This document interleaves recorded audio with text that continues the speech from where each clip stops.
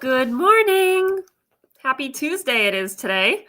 Don't worry, people who like watching the TMJ Tip Tuesdays.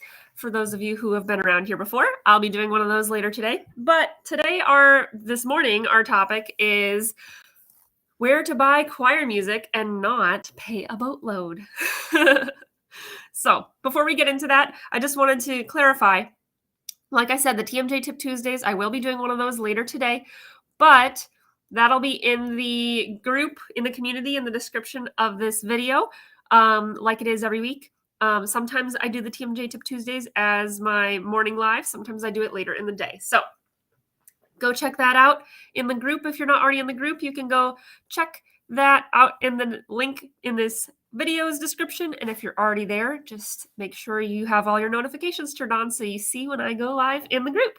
But let's get to our topic because this is a big one. And I know I've talked about this before, but I'm going to talk about it again because I made a nice resource for you guys.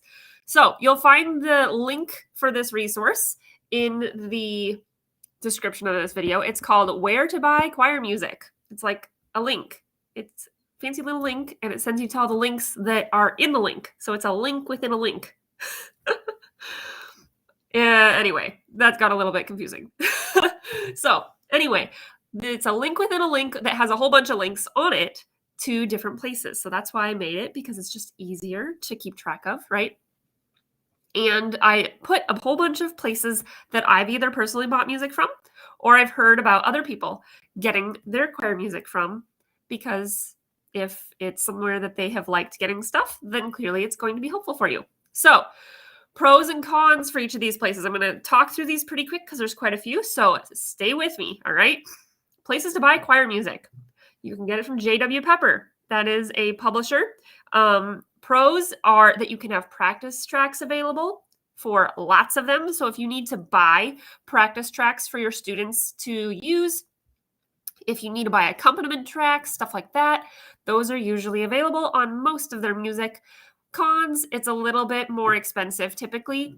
At least that's my experience. So for what that's worth. Sheet Music Plus is the next one. There's a rebate option on this one, so that's kind of nice.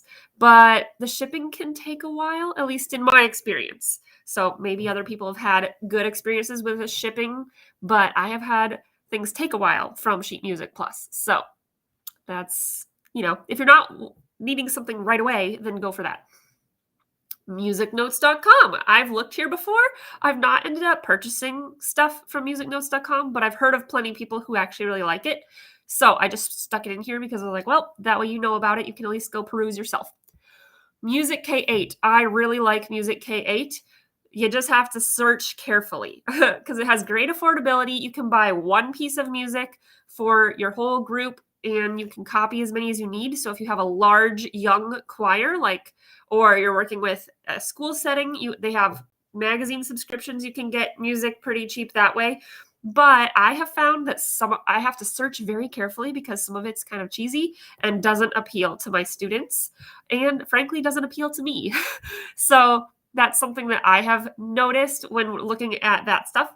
So just look into it, be cognizant of that, and just search carefully or use the keywords to find very specific topics that you're looking for. I have personally really liked their hymn collections or their collections in general. So just if you search collections, that's a pro tip for you to go check that out. Graphite Publishing. This is a good one. They're lesser known composers. They're usually up and coming composers is what I've discovered. They're and some that are other languages, other cultures and stuff, more I've been able to find on Graphite than when I'm searching other places. And there's usually pretty good affordability. They also label things really well on Graphite. So you can find unique voicings. So for example, if you are looking for like a very specific type of group, if you are looking for a very specific SSST or SSSB or something like that. They are very specific in there. And so I found that super useful. All right. So that's the publishing companies or publishing websites that I have used most often. I'm sure there's others out there, but those are the ones I've used or heard of. Then there's also individual composers. This is where it gets fun. and these are composers who self-publish on their own website. So they are able to control a little bit better what's going on their own terms, right? They have self-published, they have copyrights obviously and stuff for their own, but they often can control the price a little bit differently, and so oftentimes it's cheaper. And you're supporting them directly versus having to go through a publisher. So I always try and find to see if a composer self-publishes on their own website before I buy their music from a publishing company, just to look. Okay, so if you find a composer you really like, just check. Okay, I'm sure there's tons out there who do this. This is just a few of the ones that I have bought directly from, and you might like it as well. So the only con for this is that there's less options all in one place. So if you have no clue where to start, this might not be the best option for you because you're only looking at one composer's stuff. So there's just not as many options to look at, right? But some composers are really prolific. And if you're really needing to look at a budget, you're going to weigh that cost of searching more, costs less, right? It's just going to be that give and take, okay? So Timothy Tkach is one. He's got some really fun stuff. Abby Batinas has some really great rounds that work, or flexible voicing pieces. So if you have a lot of ensemble work that you just need flexibility, she's great.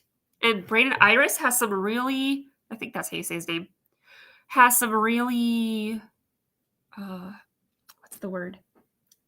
Appealing to young students type arrangements out there. Okay. He's done an arrangement of the Wellerman we love.